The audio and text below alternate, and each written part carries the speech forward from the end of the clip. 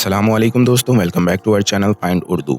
Nature का मतलब है फितरत या कुदरत। नेचर का मतलब होता है दुनिया का वो नेचुरल एस्पेक्ट जो इंसान के बनाए हुए चीजों से अलग हो, जैसे पेड़, पहाड़, दरिया और हवा। इसका एक और मतलब इंसानी फितरत और उसके बिहेवियर से भी होता है।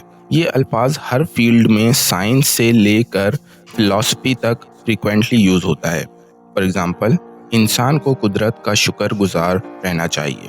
The beauty of nature always brings peace to the soul. कुदरत की खूबसूरती हमेशा रूह को सुकून देती है। तो दोस्तों, नेचर का मतलब है कुदरत और इंसानी फितरत। उम्मीद है अब आपको समझ में आ गया होगा। मिलते हैं नेक्स्ट वीडियो में। शुक्रिया।